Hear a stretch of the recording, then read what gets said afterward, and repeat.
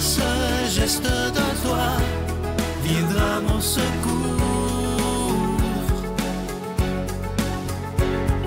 Viens semer dans mon âme le grain de l'amour.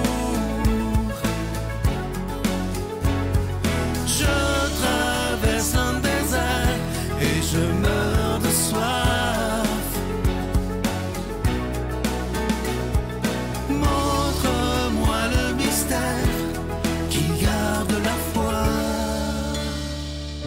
Bonjour, bon vendredi, bienvenue à votre émission La Victoire de l'amour. On rejoint tout de suite pour sa chronique le docteur Valérie-Julie Brousseau et à l'homélie, ce sera Donald Thompson.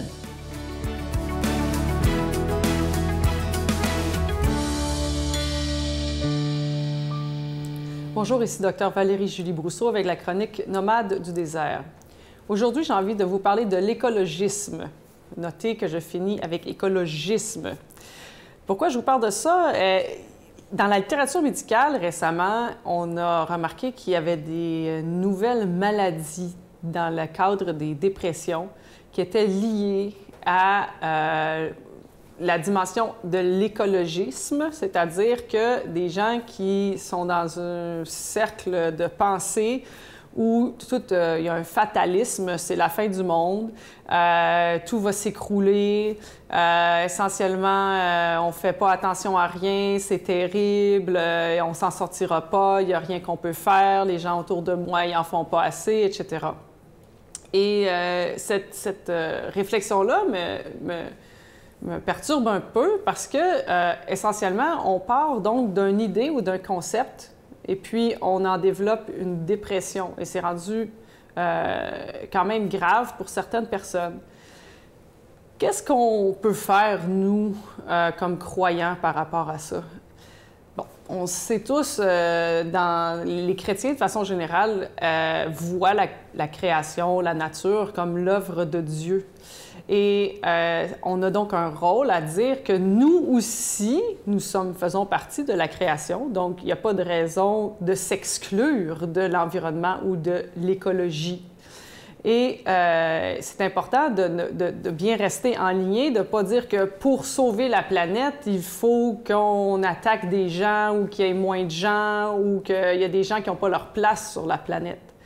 La question pour bien incorporer l'écologie, c'est de dire nous faisons partie de la planète, de l'écologie.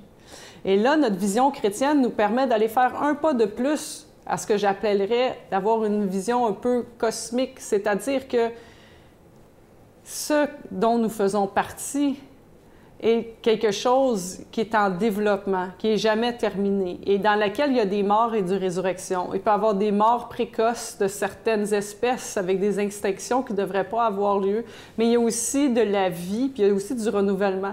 Si je prends une marche dans le bois et je contemple la nature, tout de suite, je me rends compte que je fais partie de quelque chose d'infiniment plus grand, qu'il y a des forces naturelles qui sont au-delà de ma compréhension et au-delà de mes propres limites à contrôler.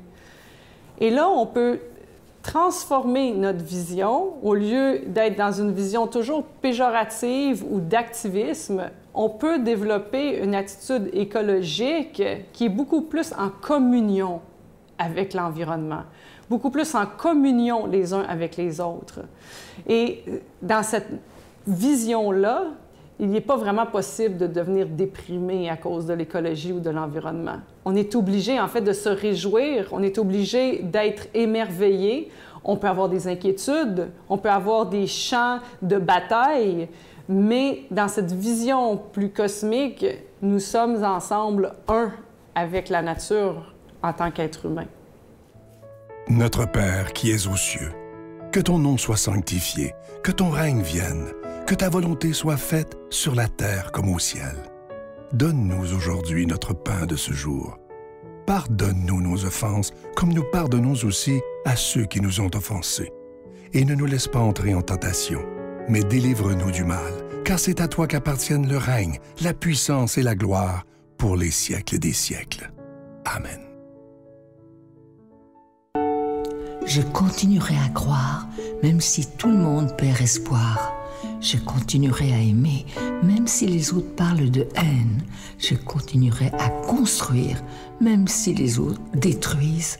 Je continuerai à parler de paix, même au milieu d'une guerre. Je dessinerai des sourires sur des visages en larmes et je tendrai les bras à ceux qui se sentent épuisés.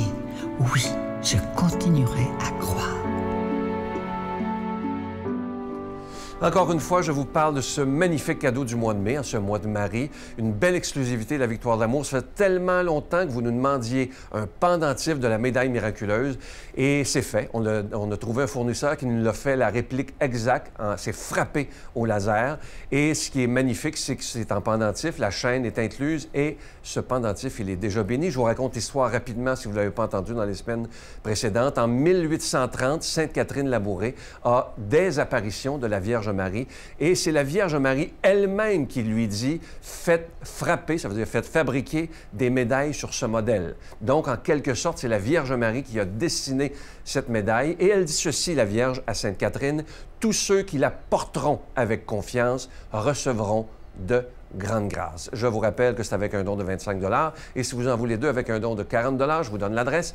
La Victoire de l'amour, case postale 120, succursale Boucherville à Boucherville, le J4B 5E6, je vous la redonne. La Victoire de l'amour, case postale 120, succursale Boucherville à Boucherville, le J4B 5E6. Également par téléphone, par carte de crédit du lundi au vendredi, de 8h30 à 16h30 dans le 514-523-4433, 523-4433 ou sans frais, le 1-888-811-9291, 1-888-811-9291 et aussi sur notre site Internet, le www.lavictoiredelamour.org. Alors, je vous rappelle, ce pendentif de la médaille miraculeuse, il est en acier inoxydable et ça inclut la chaîne, évidemment, et ce pendentif, il est déjà béni.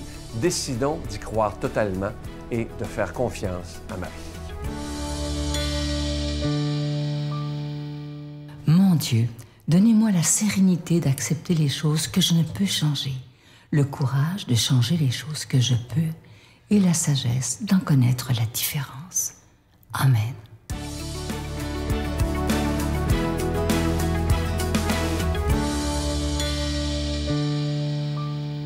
Bon matin. Déjà la fin mai, hein? Alors, on est dans Saint Jean, chapitre 16, versets 20 à 23a, et on est dans la 6e semaine du temps pascal. Écoutez bien l'Évangile. En ce temps-là, Jésus disait à ses disciples, « Amen, amen, je vous le dis. Vous allez pleurer et vous lamenter, tandis que le monde se réjouira. Vous serez dans la peine, mais votre peine se changera en joie. La femme qui enfante est dans la peine, parce que son heure est arrivée. Mais quand l'enfant est né, elle ne se souvient plus de sa souffrance, toute heureuse qu'un être humain soit venu au monde. Vous aussi, maintenant, vous êtes dans la peine, mais je vous reverrai et votre cœur se réjouira. Et votre joie, personne ne vous l'enlèvera. En ce jour-là, vous ne me poserez plus de questions. » L'Évangile est intéressant, hein, cette page qui était relativement courte aujourd'hui d'Évangile. Permettez-moi une petite réflexion toute simple à la lumière de cette parole de Dieu. Vous connaissez sûrement, comme moi, des gens hein, qui sont toujours joyeux, qui sont de bonne humeur, souriants, ils sont comme ça naturellement, des fois, sans effort. Hein? Il y a des personnes qui sont comme ça. Ils chantent dans les ascenseurs, ont du plaisir à parler aux gens, dans le métro, au magasin. Ils trouvent toujours le mot pour faire rire ou détendre dans un climat, des fois, qui peut être plus pesant, dans une réunion pesante. Et que ça fait bien aussi, c'est le fun aussi d'avoir dans nos familles, dans notre milieu de travail, dans nos communautés chrétiennes, des gens qui apportent hein, cette bonne humeur toute simple. Je trouve parfois des chrétiens sévères, un petit peu tendus, ça m'arrive d'en voir.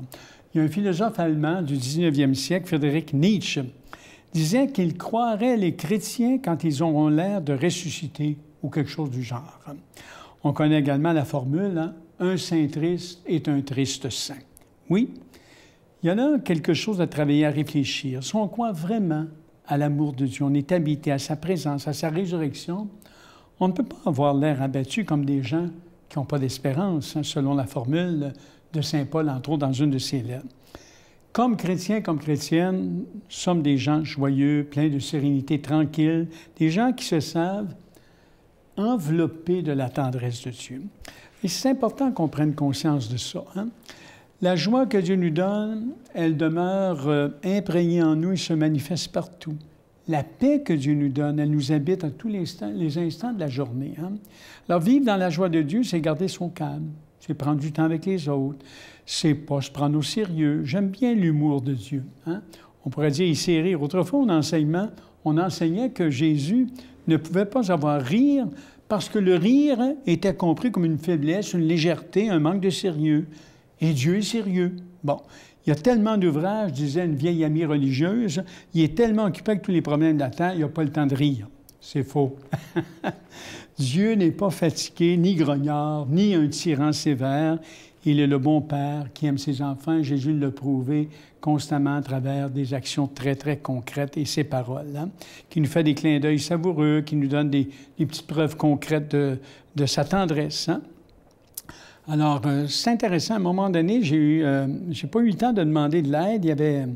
Je traversais, j'ai une petite panne dans une rue, puis il y a 2 jeunes qui étaient en cuir, qui sont arrivés, qui m'ont dit « As-tu besoin d'aide? On va te dépanner. » Bon, j'ai pas eu le temps même de crier au secours pour demander de l'aide. J'étais déjà sorti du pétrin.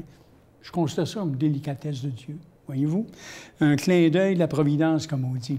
Nos vies sont remplies au quotidien de ces clins d'œil-là quand on sait les voir. Et nos vies sont remplies de toutes sortes de belles rencontres qui peuvent nous faire du bien quand on sait vivre avec une détente intérieure, sans tension, faisant confiance aux gens, faisant confiance à la vie. Votre joie, dit Jésus, personne ne vous l'enlèvera. Je voudrais bien voir quelqu'un qui essaierait de m'enlever ma joie, de m'enlever ma foi en l'amour de Dieu, honnêtement. Là. La vitalité extraordinaire de l'Esprit du ressuscité agit en nous, nous aide à aller de l'avant dans toutes les tempêtes, à affronter les journées de mauvais temps, à garder le regard clair et vivant malgré les épreuves. Alors, surveillons, mes amis, hein, notre météo intérieure. Hein. Si nous n'avons pas beaucoup de pouvoir sur les nuages et les vents dans le ciel, nous avons un peu de pouvoir sur la météo de nos petits cœurs. Nous devons créer les conditions d'un peu plus de soleil intérieur, d'un peu moins de nuages et d'orages, de mauvaise humeur. Il s'agit de cultiver la bienveillance, la confiance, la douceur, la compassion, les qualités du cœur que Jésus nous propose. À quoi ça sert de cultiver la mauvaise humeur, la tristesse, l'agressivité, le ressentiment? Pourquoi qu'on ne serait pas ensemble des champions de la joie, de la résurrection de Jésus qui éclaire les regards et qui donne confiance dans la vie? Alors aujourd'hui, dans votre journée, je vous souhaite la joie de vivre, la joie de croire, la joie de vous sentir aimé par Dieu qui vous sourit tendrement à chaque instant de notre vie. Laissons-nous aimer par lui. Il y a une sérénité qui va vous envahir. Qu'il vous bénisse, le Père, le Fils et le Saint-Esprit. Amen. Beaucoup de joie aujourd'hui. Je vous salue Marie, pleine de grâce. Le Seigneur est avec vous. Vous êtes bénie entre toutes les femmes, et Jésus, le fruit de vos entrailles, est béni. Sainte Marie, Mère de Dieu, priez pour nous pécheurs, maintenant et à l'heure de notre mort. Amen.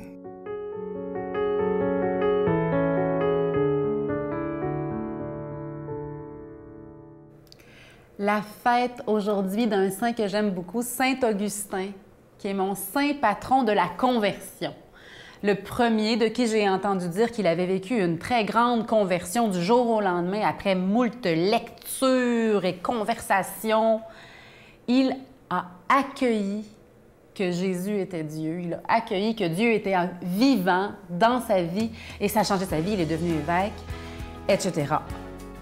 Il est le saint patron des renversements de situation pour un plus dans nos vies. Invoquons-le aujourd'hui pour que ce qui ne va pas puisse être transformé et que ça se mette à bien aller pour chacun de nous. Bonne journée. Eux, ils m'ont barré dans une chambre, barrée à clé. Je devais uriner sur mes vêtements. Je grugeais les barreaux de mon lit tellement que j'avais faim. Et je m'en rappelle comme si c'était hier. Tu avais quel âge à ce moment-là? J'avais environ 6 ans, 7 ans. Tu viens relever le faible, tu le prends dans tes bras.